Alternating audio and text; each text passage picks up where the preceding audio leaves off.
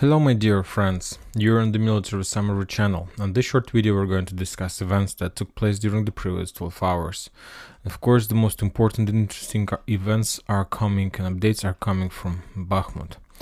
As you can see, we have updated the map, and currently, based on the sources, open sources we have, and both based on the words of the Ukrainian soldiers who are currently located in the area of the MiG-17 statue, the Ukrainians controls just a small part of this area. Yesterday, Prigozhin, the head of Wagner, reported that Ukrainians controlled on the yesterday evening of the local time just 0.6 square kilometers of Bakhmut, and I believe that today, by the time I published this video, they control even less. So, based on the information we have, the Ukrainians controls just the farm on the western edge of Bakhmut and probably the MiG-17 statue itself. So this is the situation, and this is the final bridgehead that Ukrainians have. And the area between the red cloud and the yellow cloud is the territory that is currently in the gray zone, and the Russians currently are trying to storm this area. This is also not a very small area, by the way. There is a we will discuss this block step by step, and as you can see, I'm drawing a very big cloud to the south because there is a residential area on the south of this area. So this is the gray zone, and the Russians currently are trying, Wagner's to be more precise, are currently trying to attack, and most of the Ukrainian forces have already left Bakhmut or entered the fields or captured or still wait for their evacuation time in the western edge of Bakhmut. Currently the situation is not that Ukrainians are trying to hold or probably to prepare bridgehead for upcoming counteroffensive operation. It's not true. Currently the Ukrainians who are left, these rearguard forces who are left in western part of Bakhmut, is currently waiting for their own evacuation. The Russians from their side are attacking on the northern flank of this area.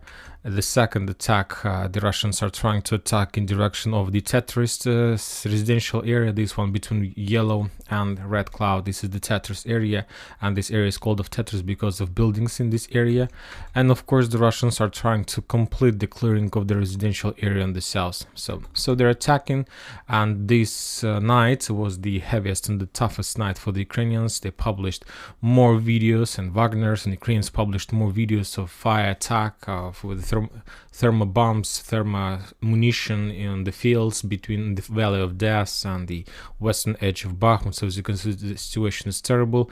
And since the beginning of the special military operation, since the beginning of the storming of Bakhmut, the Ukrainians started publishing a lot of videos. Sorry for bad quality. Ukrainians, this man is a Ukrainian soldier, and he was talking on the Ukrainian language, and he told one thing, that the Bakhmut has fallen. So it was his words. I believe that he is the part of rearguard forces who left, who were staying in Bakhmut almost till the last seconds, and he told us that the Bakhmut fell, and he probably I hope that everything is okay with this man, but he was very scared and afraid of the situation. And I understand, and based on the situation we have, based on the facts we have, I see that very likely that Bakhmut is going to fall within the next 24 hours completely. And there are going to be no yellow clouds, no black clouds. This territory is going to be under complete Russian control, and finally the Russians will be able to start calling this area not Bakhmut but Artyomovsk.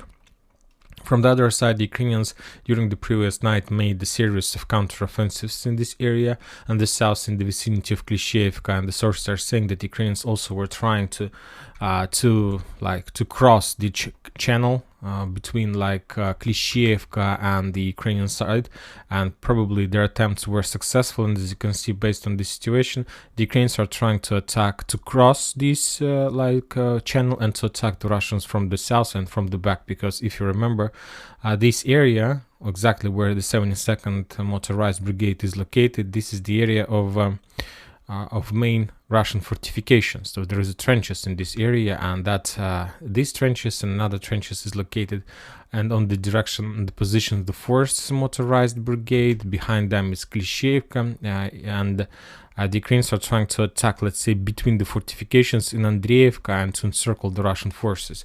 Probably today we're going to receive more updates, but as Prigozhin, the head of Wagner, saying that there is a problems on the flanks, and the flanks are continuing collapsing. So we'll see whether that the Ukrainians are able to collapse the flanks before the Russians take control over Bakhmut, because if they collapse the flanks later, this operation, there is going to be no effect from that, because Wagner's, as we discussed, will continue offensive in direction of Ivanovska, and they will attack the Ukrainians until they reach the channel between Chasov Yar and Bakhmut, and after that they will stop, and probably they will go to the back bases, to the main bases, for some kind of fulfilling, replacements, rotations, and so on.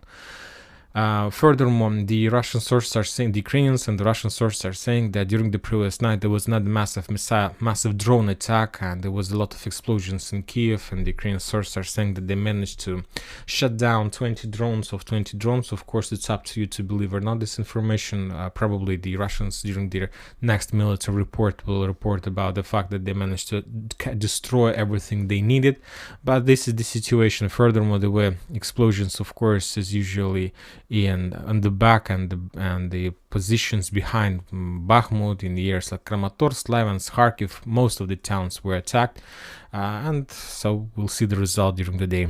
And that's it for today. Military Summer channel reminds you to condemn any violence in Ukraine. Thank you for watching. Subscribe to my channel, put your likes, join my Patreon, and have a good day.